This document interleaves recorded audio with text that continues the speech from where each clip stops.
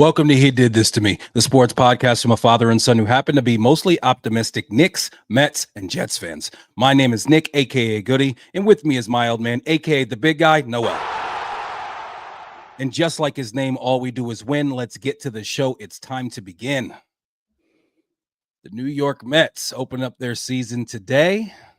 They lose 3-1 to the Houston Astros. Juan Soto is up with the tying runs on base, top of the ninth. And after being ahead 3-0 against Hader, he gives up. He looks at strike one, breaking ball. Sure, he's looking for a particular pitch. You're up 3-0. I get it. Then he swings at a ball that's up and out of the zone, swings under a fastball. And then he swings at a ball that ends up 2 feet off the plate, a slide piece, and the Mets go down on opening day. Clay Holmes, 4.2 innings pitched, 5 hits. He gave up 3 runs. Only 2 of those were earned due to Acuna throwing away a ball that should have been an easy double play and ended up in the dugout and let all runners advance, including a run. He had 4 walks, 4 Ks, did not throw the changeup at all. I know he was throwing against a lot of right-handers, but I've seen him throw that changeup, and it was such an effective pitch for him in the spring. That's a little bit puzzling. I'm sure they'll ask about that. Brazoban looked good when he came in, 2.1 innings pitched. He only gave up 1 hit, and then Young came in and pitched 1 clean inning as well. He did give up the 1 hit, but he also had a K and didn't surrender any runs. Talk to me, big guy. How did you feel about that opening day output from our Mets? I mean, disappointing. Obviously, you want to win, especially with how prolific the Mets have been on opening day throughout their history. The number 1 opening day winning team. But listen, at the end of the day, who cares if they win enough games in the season, right? But, it was disappointing also because I felt like there were opportunities. This guy who we were hitting against, he's a tough pitcher. Framber Valdez. Yeah, Framber. He did a good job, and he just battles, man. He does a very good job out there. And I actually didn't think Clay Holmes was terrible.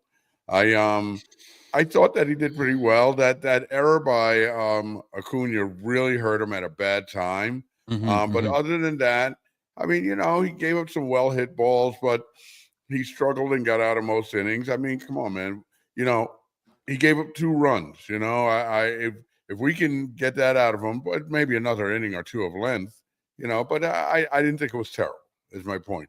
And we have to capitalize in moments here. I mean, as much as I would have liked Soto to get a hit there at the end, where it was all on the line. I mean, the guy did get on base. What, 2 or 3 times? He got a single 3 times. 2 walks. Yeah, he had a single up the middle on his first at bat, and then walked twice as well. Right. I mean, I can't be angry with a guy like that. I mean, Lindor didn't do anything, and what's his name, Alonso. He got 1 hit.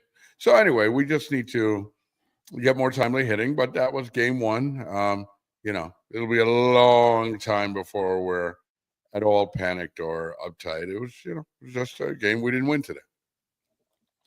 Yeah, it's only 1 game, so you can't overreact. I also thought that, well, the thing about Clay is that he pitched okay overall when you look at the total output, but when you look at what he looked like as far as his ability to just pound the zone and put hitters away like he was able to in the spring, that did not look like the same guy that we saw today. And, as Ronnie said, when you're with a new team, it's opening day, you get a lot of adrenaline that gets you through that first inning, and then that kind of wears off a little bit. And then how do you make that adjustment? I'll be really interested to see what he looks like in his second start, because I have very big expectations for him this season, and we're going to need him to step up and be a big part of this rotation overall, especially with, some of the different injury history and current injuries that we're dealing with. There were a couple things today that I liked, and there were a couple things today that I specifically didn't like. Let's start with the things that I did like. I liked Alonso's approach and his eye at the plate. He did go 1 of 2, a hit into right field, taking a ball that was on the outside corner, going with it and dropping it in front of the right fielder that was playing extremely deep. He did have 2 walks, like, hard fought walks as Mm-hmm. well against this More guy, judicious. Framber Valdez. Yes, being much more judicious and definitely, going up there, it seems like with a little bit more of a plan. And as Mm-hmm. everybody around the Mets is saying, seems like he's just pressing less than he was last season. So I Mm-hmm. continue to be really bullish on Pete Alonso and what he's going to be able to do this year. I think Alonso is going to have, 40 plus home runs, 115, 20 RBI. I think that's very, very within his wheelhouse. He's going to have plenty of opportunity with Yeah. Lindor, Soto hitting in front of him. Soto first at bat, smashes a base hit up the middle. Then he, ends up having the 2 walks after that. Does come up short in the ultimate moment, but it's just one game. Get it out of the way, and definitely feel like Hader won't be able to do that to him again. He seems like the type of guy that you cannot you cannot get him out on mistakes very often, and he's definitely going to be able to capitalize. I think that it was that hanger that he threw 3-0. I know when it's 3-1 in that situation, you don't necessarily, but I that hanger right there, a breaking ball that Mm-hmm. didn't move too much and kind of just hung over the plate. I kind of think that was the ball to really, try to attack. But Yeah. hey, what am I gonna do? Sit here and criticize Juan Soto's approach? Mhm. That's kind of crazy. I Um, love how the confidence he exudes at the plate. Like he yes. really does. I mean, listen, the outcome wasn't what we wanted today, but when he gets to the plate, he exudes confidence. I know I feel confidence. Clearly, I mean, if he shits the bed for the first month, I won't. But I almost I'd be willing to bet against that happening. There's just no way that can happen. The guy, he's going to be fine, and he just brings an aura about him. He really does. So you make a point that you feel like him having shitting the bed for the first month there's almost no way that can happen. And Juan Soto, I mean, clearly when you put up numbers like he does over his career, he hasn't had a ton of bad months. Right. Two things I saw today that bothered me a little bit. Okay, it's the beginning of the season. Obviously, you want to get off to a fast start. And obviously, last year, getting off to that slow start made the rest of the year, starting in June, we had to be the best team in baseball to barely squeak in on the last day of the season. Mm-hmm. Francisco Lindor struggled to start last season. He struggled in spring training. The last week or so of spring training, he started to show a little bit of life. I thought his first at bat, he hits a rocket over the shortstop head. He makes a Great play. diving catch. What are you going to do? I mean, Great that guy Pena, he's a pretty good shortstop, and he made a great play. And so it is what it is. You don't get too mad at that. I didn't like any of his other 3 at bats. I thought that, he just didn't seem like he was seeing the ball very well, which is exactly what the case was last year. I've heard him talk about having dry eyes because it's a little cold early in the year, whatever it is. Listen, man, if that's the case, somebody splash some fucking water on his eyes before he goes up to a batter or some shit. Because I don't want to be hearing shit about dry eyes. And I don't want you, coming out of April and you're hitting 182 or some shit like that. Okay. Frankie, we not doing that this year, okay? Figure We're that not shit out doing that. somehow, some way. Come Relax, on, man. We're not relax, doing that. All right. relax. Two things. Actually, I'll be all right. 3 things. I didn't like the fact that I saw a couple instances in this game where I felt like the Mets were just sleeping a little bit. Like they mentally weren't as engaged as they needed to be in the game. One, Juan Soto, fly ball, catches it in his glove for out 3, steps and goes to like throw the ball in quickly as if like, a man can advance on base. Clearly, at that moment, he forgot that was the 3rd out. First game of Torrens, the season. I don't give a Torrens, right? fuck. With the hit, right? No, Torrens with the not hit. yeah, it's a swinging strike 3, and he pops up and throws the ball to second because the man had Right. had stolen from first base. Again, it's a swinging strike 3. You're the catcher. You don't know it's 3 outs right now. Right. Those are just things that I noticed, and I'm like, okay, man, they're not mentally locked in. We don't need to wait until we're 11 games out of first place, and there is there has to be a team meeting, and Francisco Lindor has to call guys, out and talk about being accountable. We don't need to wait for that. Get locked in right now. I don't No, expect no. everything to go well, but specifically those couple plays, I didn't love the fact that I didn't seem like we were mentally as sharp as we need to be. The other thing is that today, your boy Soto, he did an interview with Jeff Passan, and Jeff Passan asked him, who's the greatest hitter of all time, and he said, "I am," until somebody proves me differently. I could have done without that. Right before the season starts, don't be saying no shit like that. And like you said, this guy rarely has a bad month. It seems like it's impossible. Don't come out and have a bad month right after you just said that. With the bright lights of moving, from the Yankees over to the Mets and everything that comes with it. He's the best hitter in baseball right now? Ever. Yeah, that's silly to say things like that. That's silly. I get it. The guy asks you a question. You're a guy who, there's a whole lot. There's some people who agree with you. There's some people who say at his age, he's the best hitter there's ever been. Obviously, he hasn't put together the full career of, who are your best hitters? Bonds, Ted Williams, and he hasn't done anything for long enough to be considered the best hitter in baseball history. That's just too broad a statement. Best hitter right now, that's an argument we can have. But best hitter ever, that's a silly thing to say. He hadn't been playing long. And I think Passan asked him that question, thinking that there was a chance that he would get the soundbite of him saying himself. I think he why what were you just randomly asking who he thinks the best hitter is?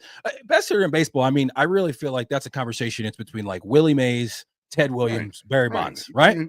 And let's also remember this too. Seriously, this is English is his second language, and Nick, when people say things like ever, I don't know if it translates exactly the same. It's not just that he's been to say ever. He's been playing for 5 or 6 years. It's not just that he's been playing baseball around all these English speaking dudes for all this time, but I mean, he's been in a sport where he's routinely talked about best ever all the time. He has to know the difference between ever and right now. I mean, come on. I don't buy that. I don't think it's English second language. I'm not giving him that. No, come on. Be serious.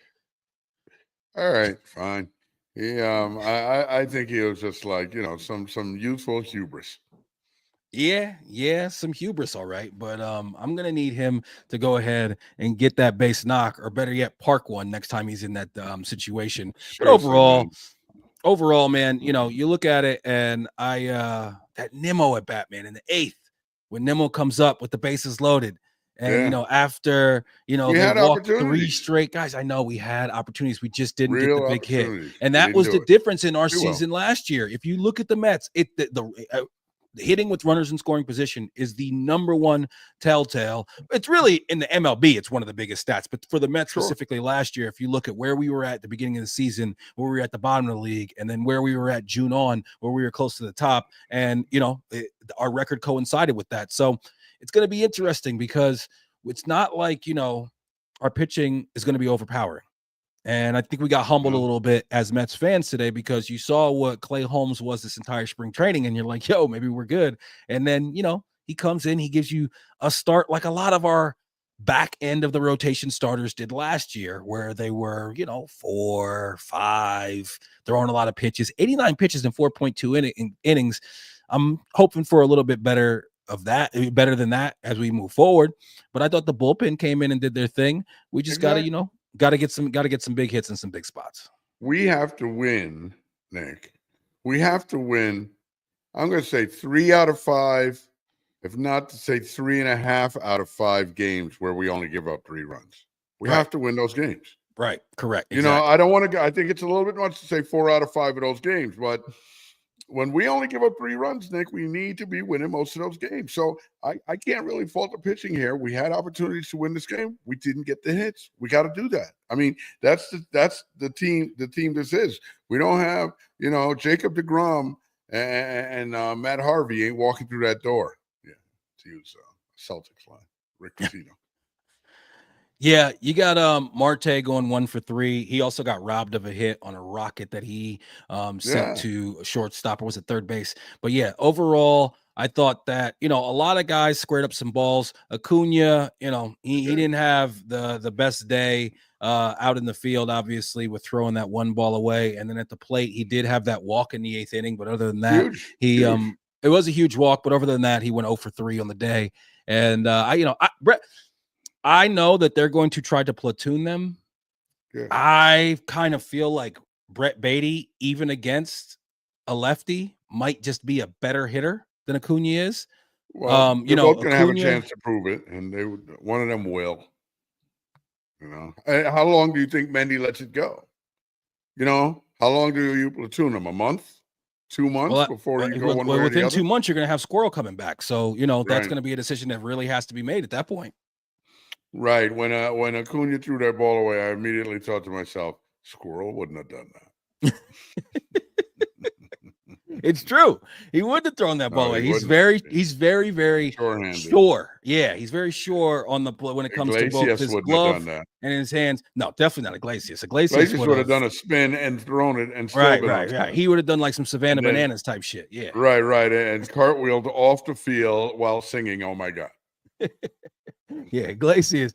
Yeah, no, he definitely would have made that play for sure. Lindor did look like his solid self in the field. I continue to feel like Brandon Nimmo is just going to have just a huge year offensively. I liked what I saw out of him during the spring. I like where he's at in the lineup and, what he has around him. And again, Pete Alonso, if he continues to have that type of plate discipline, he's going to end up finding a whole lot more balls to just absolutely drive, especially with guys on ahead of him, and especially if Vientos and Nimmo are looking good and giving him really good protection. I thought Vientos his at bats didn't really do too much for me. No. And it's not just because he went 0 for 3. He did end up having that walk again in that 8th inning, but it was also just about the fact that I don't know. I just didn't feel like he squared up and hit any balls hard, even if it was an out. He didn't really do anything that makes me look at the Vientos of last season and be like, "Hey, this is what we're gonna get." And honestly, during the spring, I didn't really love what I saw out of Vientos when I did get a chance to see his at bats. I thought that Tyrone Taylor. I was a little bit surprised that he started too. But I thought that he had that one. He had one really good walk, and he also had a base hit as well. And then Terens, he gets a hit. And overall, I thought that he looked pretty good behind the plate.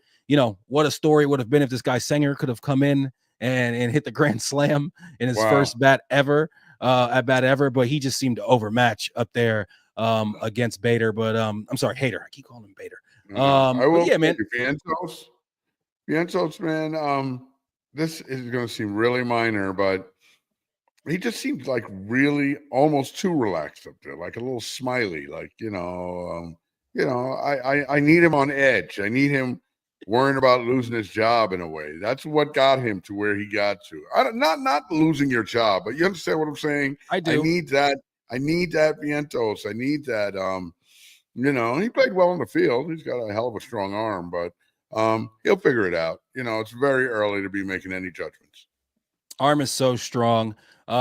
If you had to predict the win total for the Mets right now, what would you say? I'm hoping for 94. I'm being optimistic. I think the over/under is what? Is it 91? Last I checked, I've seen it float between 89 and 91 throughout the offseason. I got the Mets winning 99 games this year. Ooh.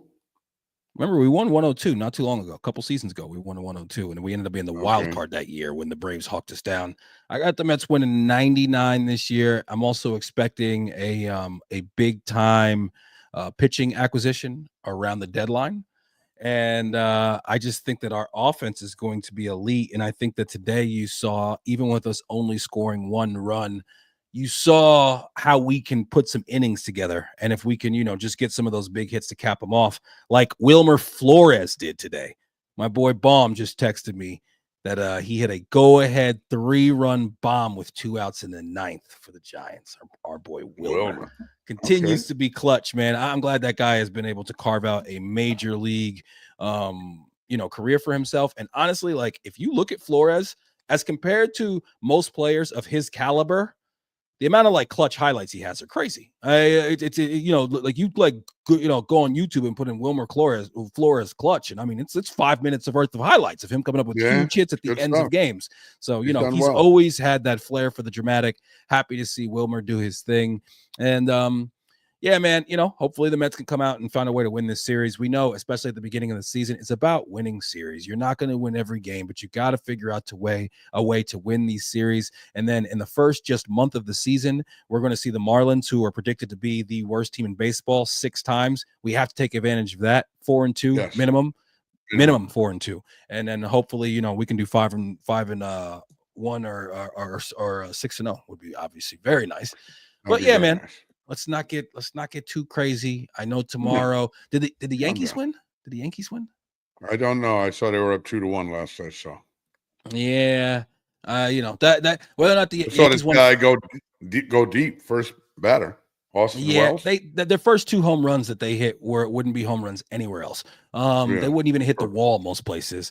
And they did win 4-2. So, tomorrow Soto striking out on the last at bat. Yankees win 4-2. You know that all of New York Sports Talk Radio and many of my Twitter mentions, because somehow Yankee fans have figured out that I'm a Mets fan who's given them a little bit of a hard time about us getting Soto, and so they like to rub it in my face. So I'm sure I'll be getting some of that today. such as life. Like I said, last year, 0-5. 11 games out of 500. I mean, I'm out of first place, and we end up having one of the 2 or 3 most magical seasons we've had during my lifetime. So not going to push the panic button just yet, but definitely hoping that we just play a little bit crisper tomorrow, just a little bit sharper, as far as the mental aspect of the game. And then, as far as just, our guys getting that big hit when they need to. Are you there? Can you hear me? Yeah, I'm here. I can hear you. Typically, when I stop talking, then you say something. That's how this goes. There really wasn't much to add. Yeah, I'm hoping that the Mets figure it out tomorrow. But again, it's early. We'll be all right. Let's revisit this in a week. Right. Yeah, we'll see what happens after some guys get a second turn as far as being able to get back out there on the mound. How the bullpen is deployed, because there's going to be a lot of different matchups and things to think about, especially with us having a couple more lefties now. And one thing that I look for is if we don't end up just coming out and just killing it, and especially if we end up having Mendoza make a couple decisions that you look back on and you say, oh, come on, why did we do that? I'm going to try my best to not get too hung up on that, because last year, everything he did worked out well. Yeah. There's going to be some, right. The law of averages says there's going to be some times where he makes a mistake that's not going to be the best. You just hope that, he's hitting 750 when it comes to that. And most of the time he's making, sound baseball decisions. But some of those going for the gut and leaving a guy out there after he just got tattooed, that shit could easily be, you could easily get pie on your face in that situation. Hopefully the guys step up for him, and hopefully he continues to roll 7s. Yeah, I think Mendy's a good manager, and especially in baseball, you can always second guess, third guess. I think Mendy's a good manager. Tyler McGill will face Hunter Brown tomorrow at 8:10. At 8:10 Eastern? Yes. And then that game is going to be on Apple TV, which I have Apple TV and I still hate it. Give me Gary, Keith, and Ron. Speaking of being able to watch the game, what's up with MLB TV? Doing a Netflix. Hey, listen, we could call it doing a Netflix, but you know what? The difference is that when it comes to its competitors, Netflix is at the top of the mountain. MLB TV, which, as we know, baseball is struggling to get new and young eyes on their game. It's opening day of the 2025 season. Brutal. And you call me and say, hey, I can't log in. I figure you're old. You don't know what you're doing. And so I'm like, no big deal. I pull out my phone. It's not working. I check Twitter. Everybody is going crazy. Everybody is like, yo, I can't log in. It's opening day. Mostly Mets fans in my feed. I went to the MLB's official, they have an MLB Network official page and an MLB page. And, they're commenting and making up, posts about different things that are going on in the different games. And there's all the comments are like, hey, how about you get all hands on deck and fix this connection server error? There's different errors that people are getting, and people can't watch the game on opening day. Dude, you're trying to get younger eyes, and your app of all things doesn't work. You don't got this, you haven't done what you need to do as far as testing and troubleshooting to make sure this doesn't happen right now. Come on, MLB TV. Day one. Gotta be better. Day one. It's terrible. I mean, I couldn't believe it. And I saw a couple people on the line, friends of mine, also Met fans, who were like, you can't make this shit up. And it was just like, come on, man. I couldn't believe it. But then they finally did get it fixed. What, in like the third inning or second inning?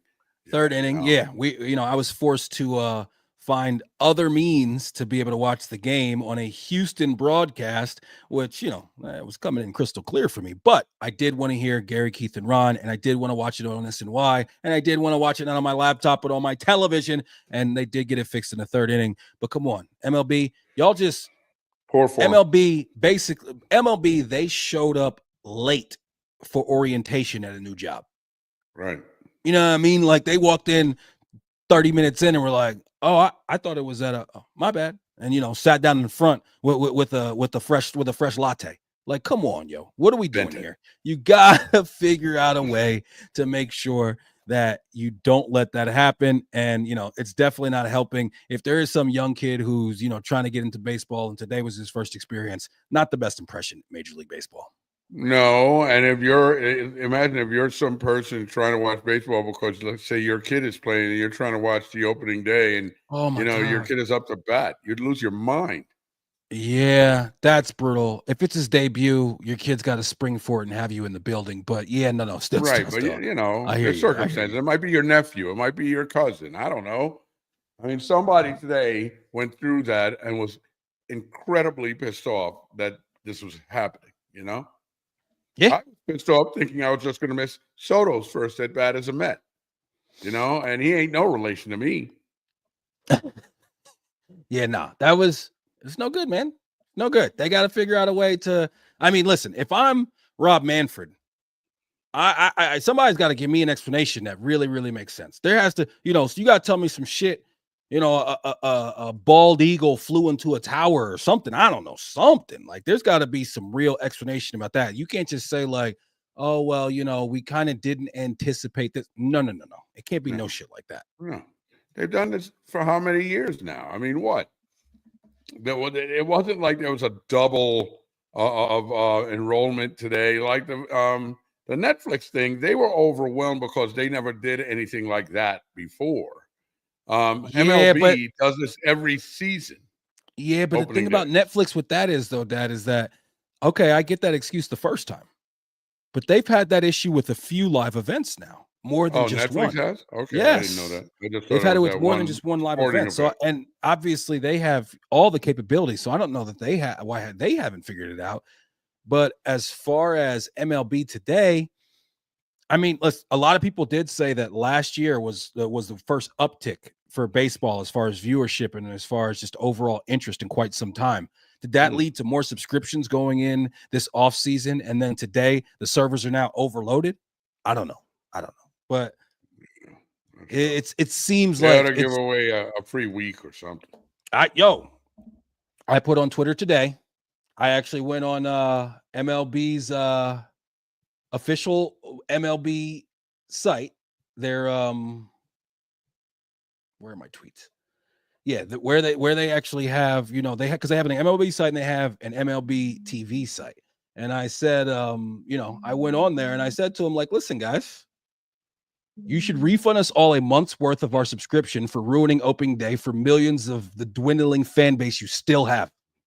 I was very angry, but many people were firing off at them online. Huge PR, snafu for them. And hopefully, they get it fixed and we don't have any issues like that for the rest of the year.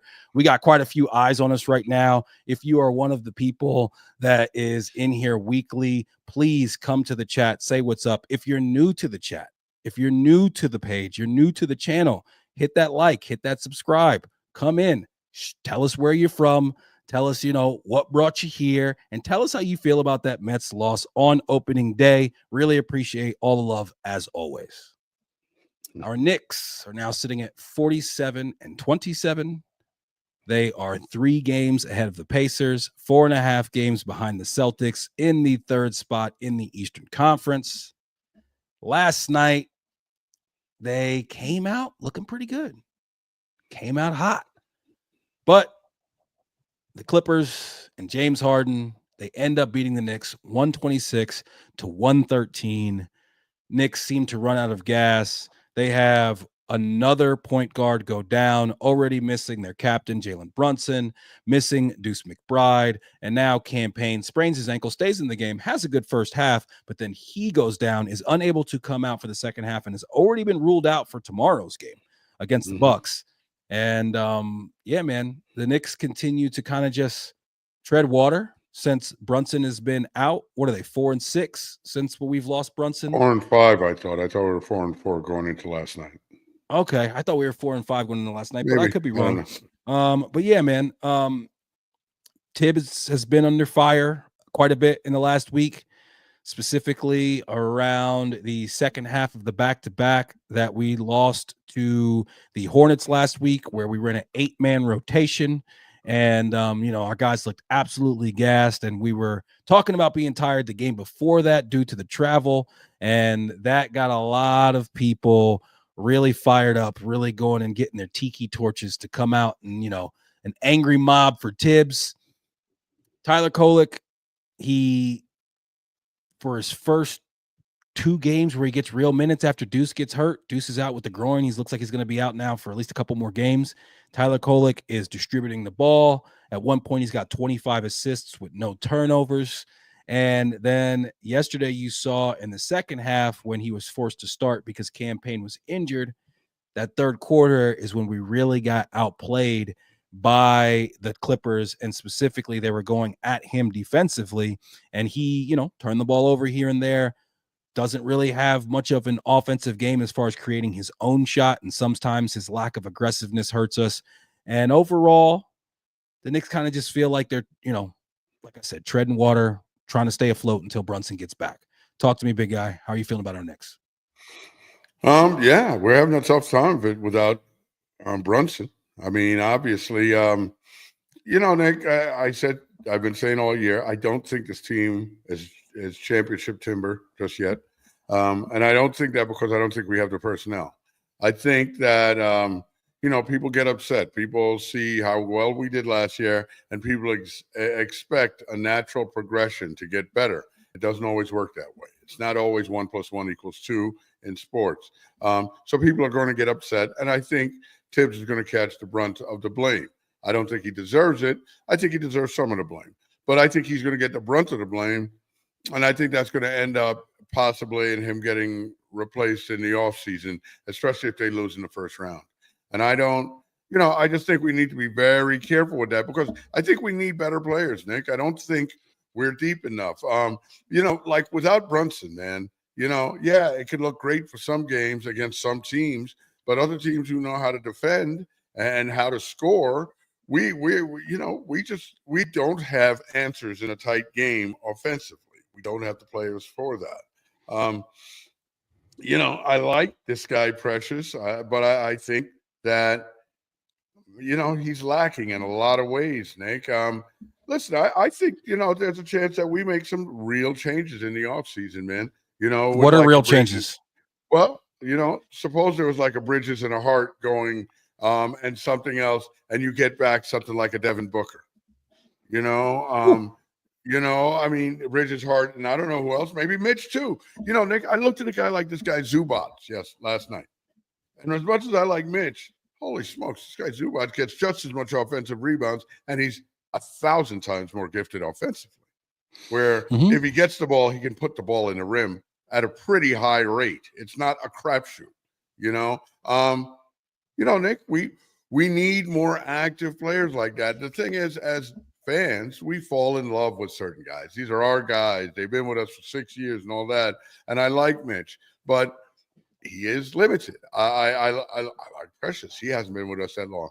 but I don't think he's getting it done for us. I love Josh Hart for everything he does, but we need more length. We need, I mean, and frankly, so many people say, oh, because Jalen Brunson, his dominance of the ball holds down Mikal Bridges. Well, I think it's obvious, at least to me, that without Brunson, he makes these guys better. He does. Now, I mean, Bridges gets more opportunities now, but I don't know, man. Bridges is not cut out to be, a 1A guy at any way, shape, or form at any point in the game. That's just not who he is. And Brunson is that guy. Brunson welcomes that kind of attention and pressure. And even sometimes I've seen it get to Brunson, frankly, and I've told you that. But he deals with a lot pressure. Gets to Brunson? Not so much pressure, but sometimes he'll make stupid mistakes in highly pressurized situations. But everybody does, right? So everybody makes mistakes. I think with Brunson, that's just more about usage. Like, I just think he's in that situation so much that he's going to have some moments that aren't great. But I mean, we know percentage-wise and overall output when it comes to the clutch that Brunson is the best in the league. Bridges, I think he's a guy, and he may step out of bounds. I mean, come on, man. Bridges, like that. I think, Did is you a see guy. That last night, by the way? Yes, I think Bridges is a guy who Bridges can give it to you in spots. You can't rely on him to give it to you in the big spots. Right. I think that one of the biggest things that we're going to see about this New York Knicks team and about this coach when Brunson comes back is, do we continue how does he get these guys to run a free-flowing movement offense like we were in the first quarter yesterday more consistently, and especially once we get Brunson back, so that when things do bog down, now we have Brunson to save us. I just got a injury update on Jalen Brunson on my phone right now. But we have to figure out a way. Jalen Brunson doing everything I can to return from injury. That's all the injury. They just said I'm doing everything I can. I don't know if that's really an update. Last we heard from Tibbs is that he's doing, controlled basketball movements. He's back on the bench with the team. He's walking without a, huge noticeable limp, and it does seem like he's out of the boot as well. So hopefully, we get Brunson back. They say this weekend is supposed to be when he gets reevaluated. I'm hoping that means, okay, this weekend they see, what they need to see as far as the imaging or whatever, and like the strength tests. And they say, okay, I'm hoping by the end of next week, maybe, or early the week after, he can end up being back. I think that's best case scenario. I think Bridges, he has to, he has to shoot more than 16 shots in 39 minutes when Brunson is not, and Deuce are both not playing. Has to, point blank, period. I need more shots from you. And these guys' lack of aggression sometimes, Nick, is amazing to me. I see the other team sometimes, they're so aggressive with the way they bring the ball to us and right up in our chest and right to the rim. We do not do that. I know we must be afraid of getting our shot blocked, and I guess we would more often. But, man, these guys seem so fearless and going, like, straight at us, both with the person who's defending you individually and whoever is there at the rim. I mean, people just go to the basket against us like it's a friggin' parade. I know. It is very, very frustrating. And, Mitchell Robinson was just, he did nothing yesterday. Absolutely nothing. Gave you nothing. 12 minutes and 47 seconds. He gets up 0 shot attempts. He has 2 rebounds on the defensive side, 1 assist, 1 turnover, no blocks. I mean, Mitch just gave you nothing. No, I'm sorry. He had 1 block. I take that back. But just overall, man, I just thought Mitch was very lackluster. Didn't bring the type of energy, especially against this guy Zubac. You'd think that he's going to come in and, he against Zubac, you feel like he's somebody who can really affect him or at least match his energy. I thought Cat played very well. I think Cat's played pretty well here recently in general. I thought, I think Cat is. Again, a Cat ends up being 11 of 20. I think he needs to shoot more than 20 shots overall. 14 rebounds, 4 assists. He had the triple-double the game before. He had 2 steals last night as well. I thought Cat played pretty well overall. It's just that our guards don't put enough pressure, especially in this current situation. You're going to see Josh Hart playing a lot more point guard, and it's going to be interesting to see how Kolek can stand up because all these people who are begging for Kolek to play. Now he comes in, he gets 8 assists in 5 minutes or some crazy shit like that, and everybody's like, "Yo, look, this guy should be playing more." See, Kolek, see. And I do, and listen, I believe that Kolek should be playing more, and I think that we'd be better served right now if Kolek had played some more earlier in the season and had gotten some more seasoning. But I do think that in the third quarter, you saw when James Harden had Kolek on him, it was just like he was licking his chops. City. And which he's going to do that to he would do that if it was Brunson guarding him as well. And so listen, there are a lot of shots that this guy Harden took where somebody was right on him. I will say that James last Harden. night, Nick. I was saying to my son last night, I was like, he's just James Harden. He was taking threes where he had to adjust his shot because the defense was so close to him, where he had to go out of his normal form to shoot, and he was still hitting them. Yeah, when he gets hot, he gets hot. And he's been fantastic against the Garden. He averages 27.5 points in his first career against the Garden and has had a 60 piece there. That's what he does. Yeah. I know you always have really, really disliked James Harden in his game.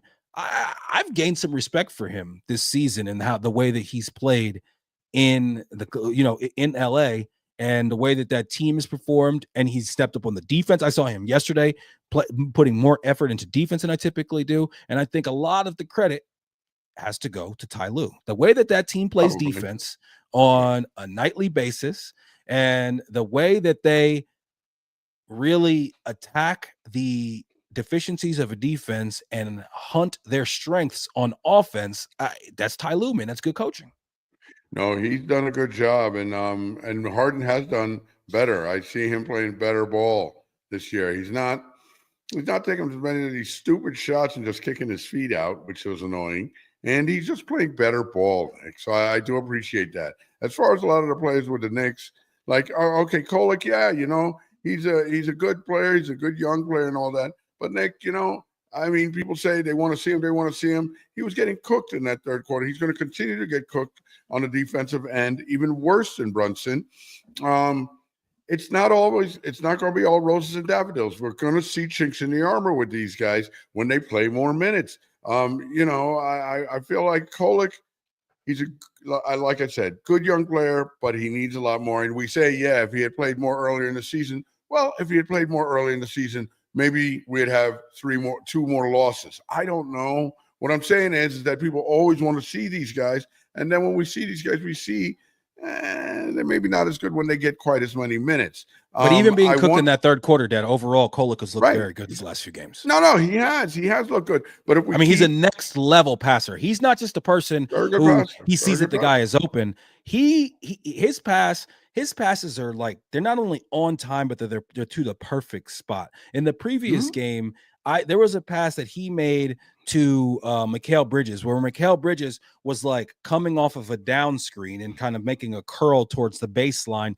And Kolek, as opposed to just passing a ball that made him fade more to the baseline to catch the ball and away from the basket, he takes the extra dribble, anticipates where the guy's going, and makes a hard bounce pass to where Bridges is able to catch the ball and then turn the corner and get all the way to the rim and lay it up. And it's just not a lot of guys can do that. He was second leader in assists his junior year, leader in assists his senior year, and he's shown in his small time in the NBA this season that he is a next level passer. And I think that that's something that both our first unit and second unit at different times could really benefit from, because we don't really have another playmaker. And we know that as much as Brunson does have the ball in his hands and he does get over 7 assists a game, he is more of a score first point guard. I absolutely understand why, especially with some of the things that have happened this season, some people feel like we should see more Kolek, especially with a guy like Landry Shamet, who I know they don't play the exact same position, but Landry Shamet plays a lot of those guard minutes. Landry Shamet sucks. Okay. He's not that good. All right. So then would you have Kolek on the court with Brunson at the same time?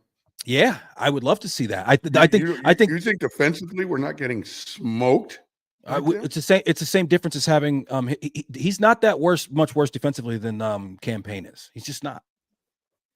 I think he is. I think Cam Payne is a lot more of a nuisance, annoyance, gets in the way of stuff. But he's always gambling, doing stupid shit. I don't think that.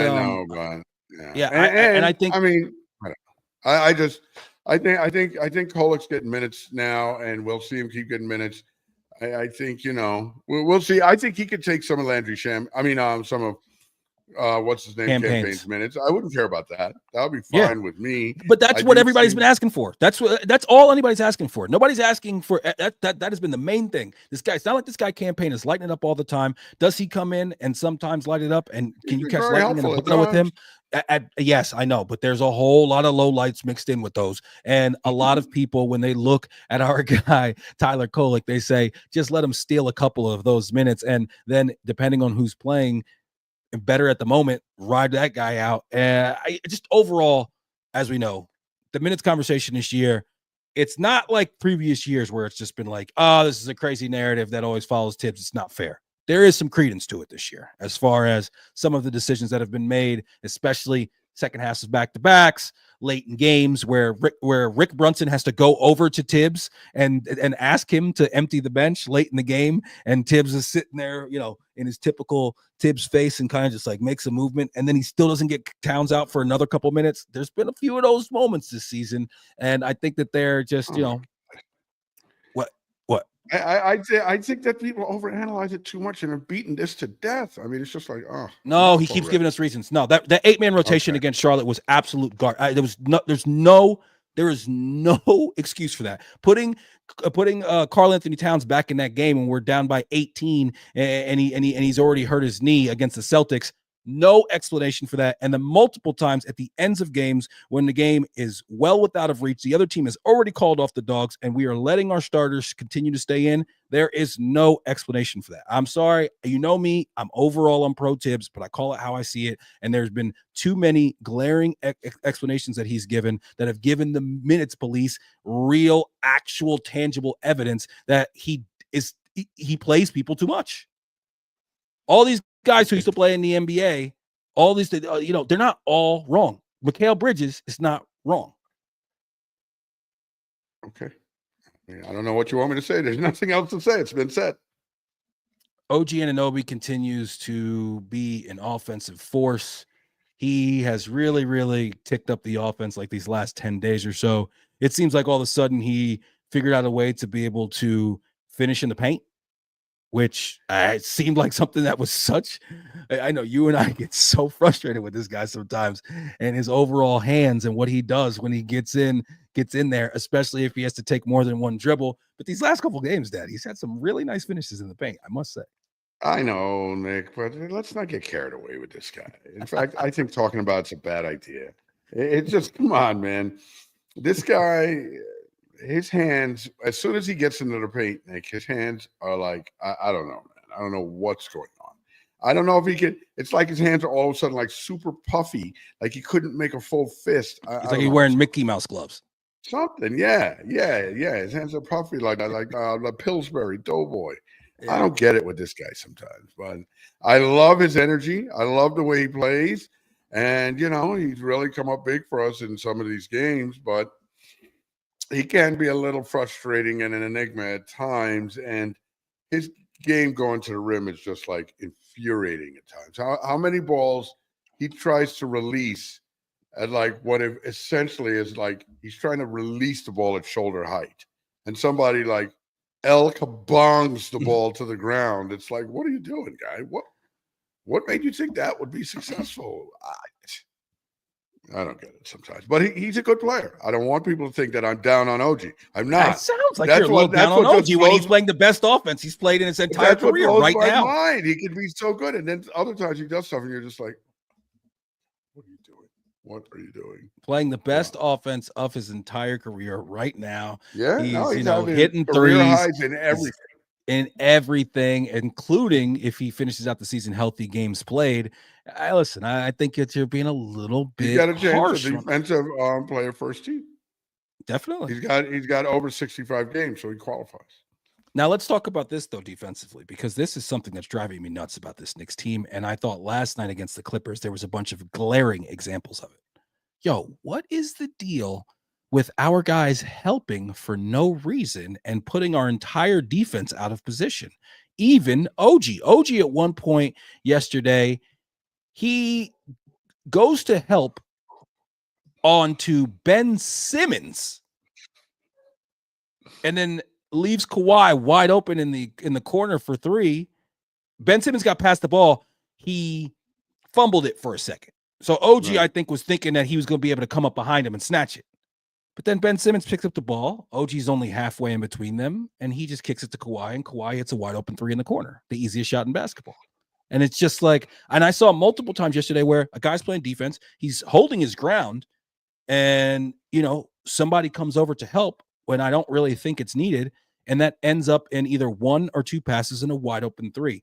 This is something that I really would love to be able to be a fly on the wall and listen in some of these film sessions. And I wonder if the emphasis is being made clear to them that, guys, this is something where this is more modern day basketball. Modern day basketball, you do not help as much as you used to 10, 15, 20 years ago.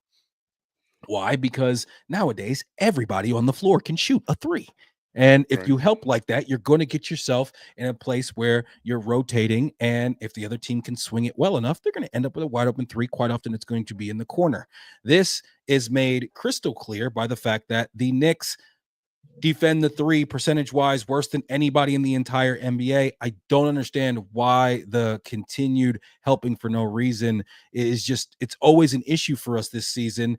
And it doesn't seem to get any better. And I watch other teams aren't doing this. What is it? I don't get it. I don't understand that. It's so frustrating. Yeah, it is very frustrating at times.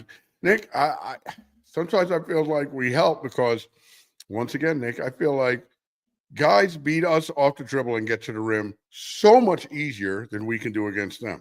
I really don't understand that sometimes. Seriously, if people just back us out and do a couple crossovers, they're getting past that first guy virtually every time, even if it's Bridges and Anunoby, but especially if it's not them, and they're getting to the rim. And it seems like when we are put in that position, who on our team can put it on the ground and just get to the rim on somebody? But now have Brunson does it with guile. Yeah, we have a lack of explosive athletes. And it's glaring at times. Glaring. I mean, and other teams have two or three guys like that. But I mean, it's not like they have all these stars or whatnot. Other teams have somebody like a Spencer Dinwiddie who can get to the hole against us anytime he wants, but yet we can't get to the hole against him. You know what I'm saying, Nick? I mean, it's not like they're all like some star types, okay? These young, athletic, amazing guys. We just don't have anybody that can do it. And that's what I'm saying to you. I like the guys we have on the team, but it's presently, when you have a point guard like, say, like Jalen Brunson, who's very good, maybe what you have to put alongside him are some explosive guys like that, because he's not that guy, but he's great in his own right. But you can't have a lot of guys who are nailed to the floor alongside him, And I mean, Josh Hart, as much as I love his energy, he's another guy. You need to put some explosive guys around him. And I think, that's what's so frustrating with Bridges, is that Bridges can be that guy at times, but not often, and not often enough. And Bridges is a guy really where you get him to put it on the floor and go past somebody. You just have to throw him the ball on the move. He's fantastic when it comes to that. Just catch the ball on the move and get right to the rim. He's great with that. But that's it. I mean, maybe they got to set a lot more back picks for Bridges and let him, get loose that way. I don't freaking know. You know what, Dad? I honestly feel like part of that is scheme. I think that we need to do a little bit more to create off-ball action where guys are getting a ball in a more advantageous position, and we need to do it more often. There's times where we slip into it. There's times where we don't do it.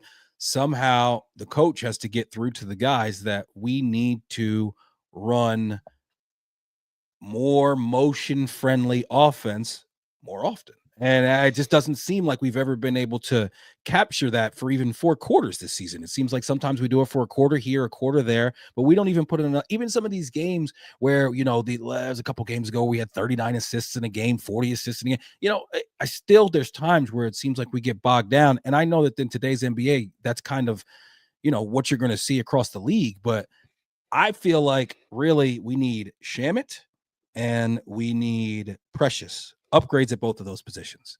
And that upgrade of Shamet, I'm hoping that it's enough of an upgrade that maybe it pushes Josh Hart to the bench. And Josh Hart is then our 6th man. And we really could really use a slightly bigger, rangy, athletic guy who can hit a three next to Brunson in that starting lineup. Having Josh Hart next to him a lot of times just makes things a lot more difficult. And I don't know exactly who that guy is. I'm sat here. I pulled up a list of, next year's free agents. There's no way. Kelly Oubre is a guy that we've talked about a million times. I would love to get a guy like Kelly Oubre if we can. It would be much better than Shamet off the bench for us right now. Oh, and listen, Nick, with the offense that you're talking about, right? You see, Nick, I don't even think it comes down to that. I think offensively we're a good team. I think ultimately what it really comes down to, Nick, is us playing better defense. When we play better defense, the offense just happens. We have 5 or 6 more of those easy baskets, and we're right where we need to be. We're moving. We're free. When we don't play better defense, it's a slog. Everything's tight. We're all looking at Jalen Brunson like, please get us out of this.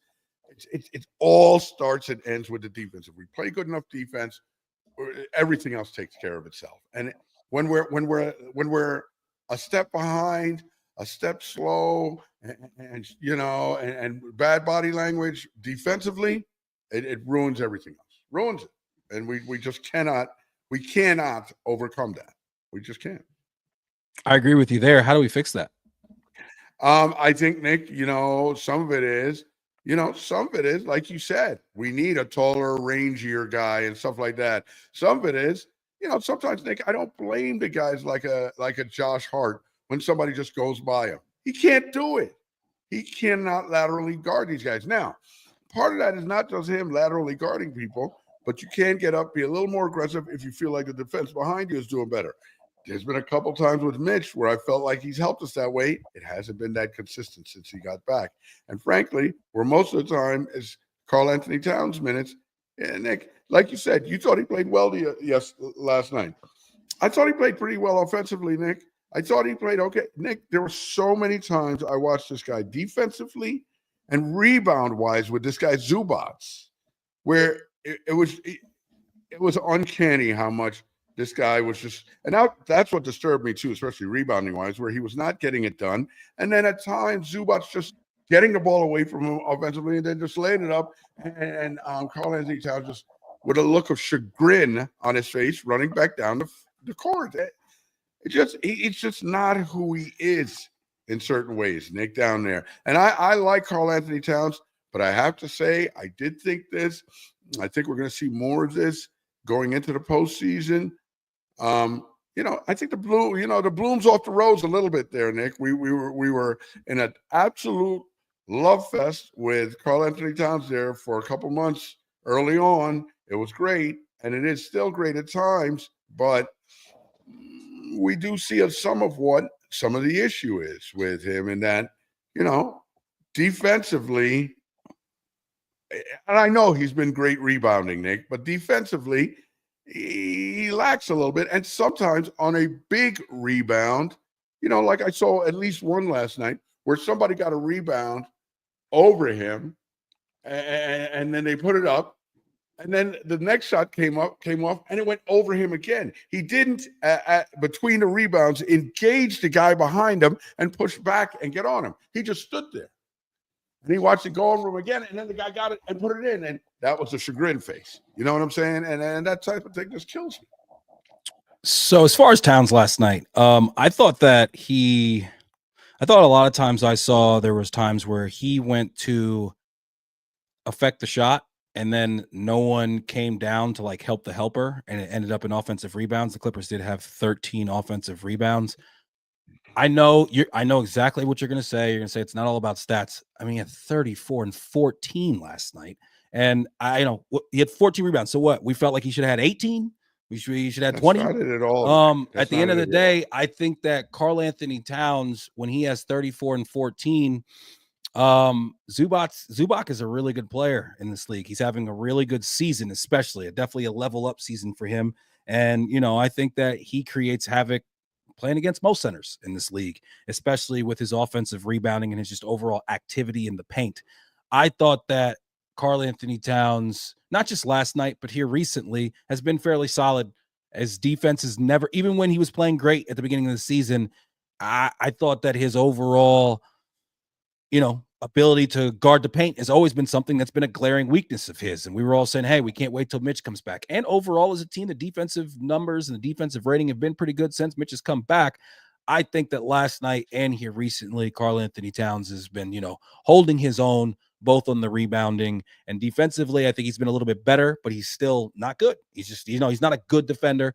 He does look a lot better when he plays next to Mitch and he's playing against other fours, but specifically in this game against the Clippers, I thought that he gave a pretty good effort on the glass and defensively, especially on the glass. Yeah, well, I think he could. He left me wanting on certain plays. Yeah, I mean, he's definitely not going to be a guy who's going to give it to you, 48 minutes a night or for the 38 minutes that he played. But I think the full body of work was pretty good from Cat. No Jets today. Nothing to really report with them. They've made some, depth signings. The big thing is to see what they do with the draft. Some people think tight end. Some people think defensive lineman, offensive tackle. It'll all be interesting. You got Russell Wilson going to the Giants. You got Aaron Rodgers making the Pittsburgh Steelers wait as he waits to see what happens with Minnesota. All the quarterback dominoes have pretty much fallen now. I think it's going to be interesting to see Jameis with the New York Press. I think that's going to be fun this upcoming year. Do you think that? But if he doesn't play, you'll never hear from him. I mean, you might hear from him in preseason, but during the season, Nick, nobody hears from the backup quarterback if he's not playing. So you'll never hear from him. Jameis Russell Wilson will play. Jameis will find a way to get in front of a microphone. And they should make the Giants do Hard Knocks. They should make the Giants do Hard Knocks. Come on, man. Him and Russell?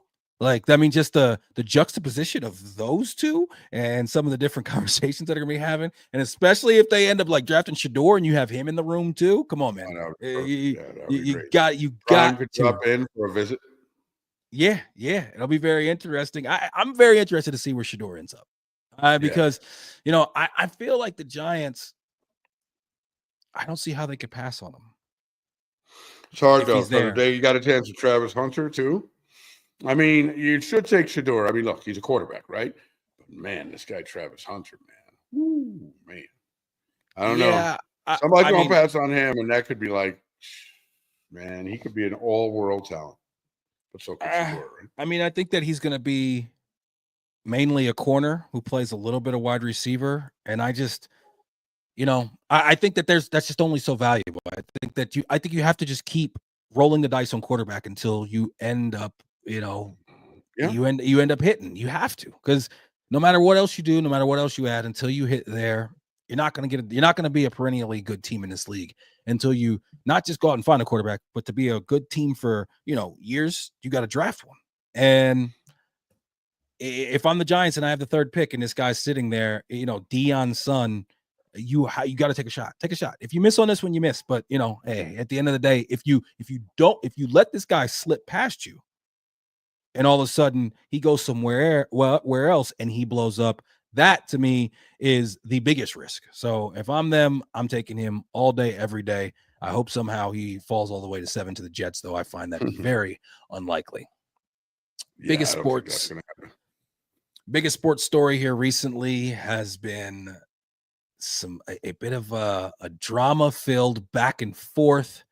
Started over a month ago when Stephen A. Smith was confronted by LeBron out in LA. He stands over him, tells him, you gotta stop talking shit about my son, blah, blah, blah. There's been a bunch of back and forth about what exactly was said. Have you been able to see either LeBron when he went on McAfee yesterday or Stephen A's response? Have you been able to, or at least see some highlights or some headlines from those? I saw a little bit of clips of it, but I mean, it all just seems very silly to me. It's a bad look. They both need to shut the hell up. LeBron, look, your son is in the league. You personally brought him in the league onto your team. And honestly, I don't think people have been, at least from what I've seen, I don't watch First Take every day. I work for a living. But I don't see them ripping Bronny all the time and stuff like that. Nobody's doing that. People do bring it up sometimes. I mean, you're LeBron James, you play on the LA Lakers.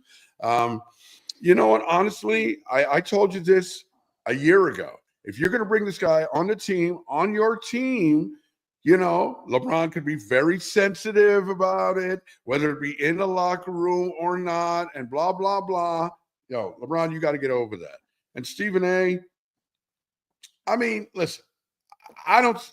Stephen A., I think, probably obviously loves the publicity and all that, right?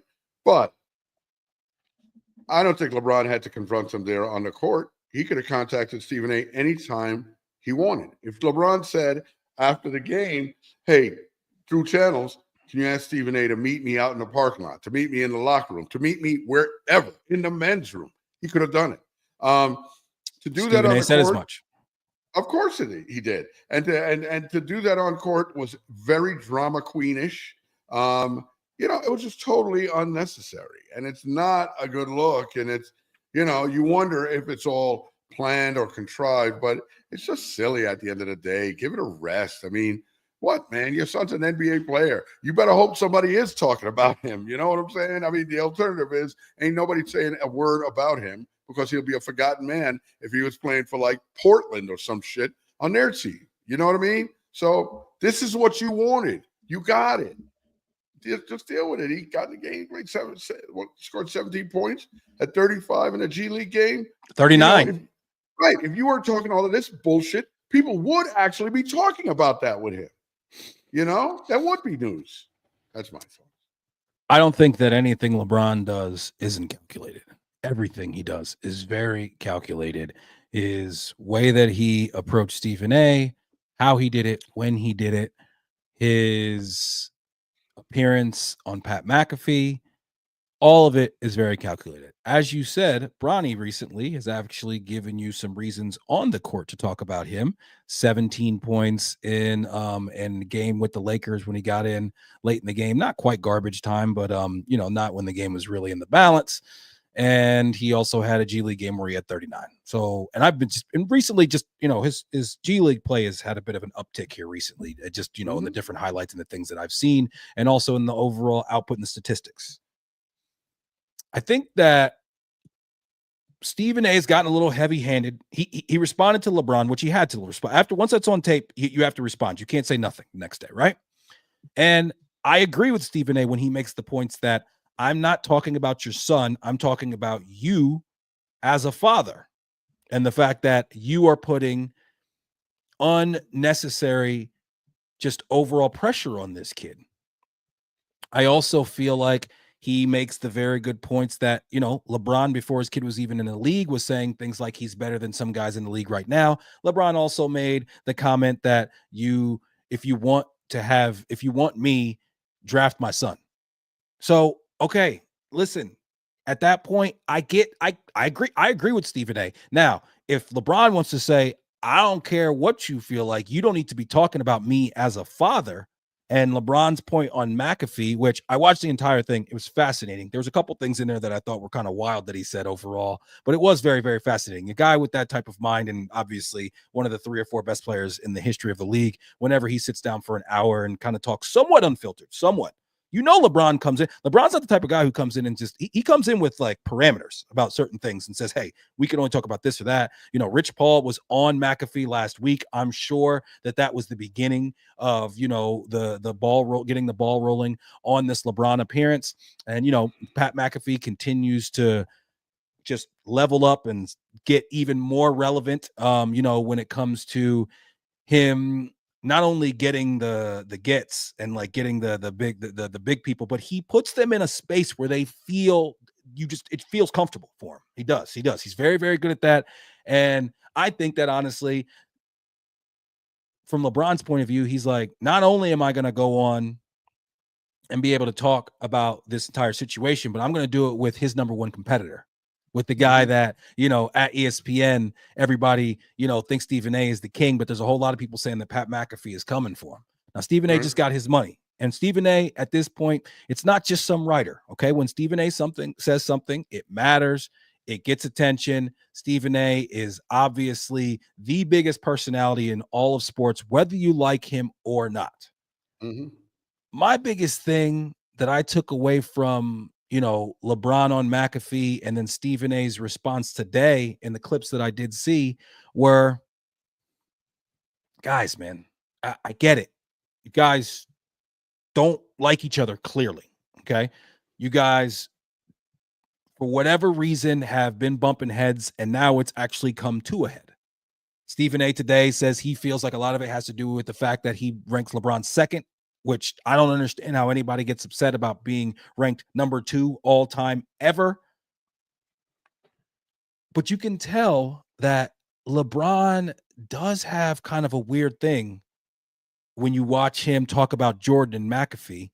I also thought that the way he took that cheap shot at Windhorst was kind of whack when, like, listen, you can act like you and Windhorst weren't best of buddies back then, but I know for a fact that earlier in your career, you definitely gave this guy Windhorst more access than you gave other people in the media, and he was a little bit closer to you. And I thought it was interesting that the reference he made in the McAfee thing was, he says, this guy says that he wears number 23 because of Jordan. He was talking about LeBron, and he said he went to Nike because of Jordan. And LeBron like laughs and goes, what? And he says, I went to Nike because not only did they offer me $90 million and the next day I took my mom out the hood, but also it was about the brand, the brand I want to wear. I want to wear. And I couldn't believe he said this because, like I said, LeBron is very smart. He's very measured with his words, very calculated. And he said, well, I didn't go because of Jordan. Talks about filibusters for a while and then comes back and says, I wanted to wear that brand. I wanted to wear Jordans. I wanted to wear Air Maxes. I wanted to wear, what did you just say? You said you didn't sign with Nike because you wanted to be able to wear Jordans off the court? He's always said he wanted to be like Jordan, and there's nothing wrong with that. You wear number 23. Come on. Right. Exactly. There's nothing wrong with that. I mean, a whole generation emulates Jordan. I thought he tried to clown Windhorst, and the way he said it, I thought was poor form. I thought that was weak. I didn't really like that. And I honestly, the way that McAfee and them were kind of playing into the whole Windhorst thing, when Windhorst is a guy who's been like a guest on their show and is their actual colleague, like at their network, like I didn't love that either. I thought that I just thought Windy was catching some strays right there that he didn't necessarily, need to catch. And then I also thought that Bron was not so subtly going after Barkley multiple times too. He talked about how some guys don't want to be role models. He talked about how some guys that, a lot of them being good in the league was just the fact that they were bigger than everybody else and more athletic. And as soon as those things fell off, they fell off too. I thought that was a shot at both Barkley and at Shaq. He seemed like he was kind of going those guys. There was a few things that he said. I just think that LeBron, he cares so much about his image, and I'm okay with that.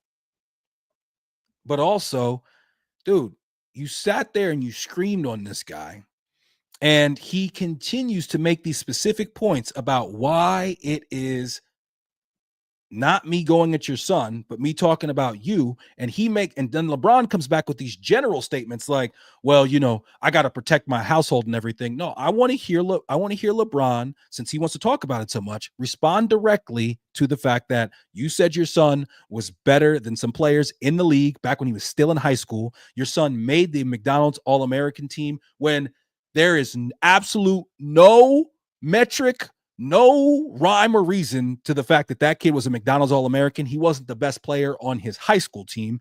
And the fact that you said that if you want me, draft my son. I want him to respond directly to that. And because that is what Stephen A is talking about when he says that I feel like as a father, you have done this kid a disservice. And every time LeBron goes on, I guarantee you he had it in the fine print that you can't ask me to expand on those things and you can't ask me those specific things.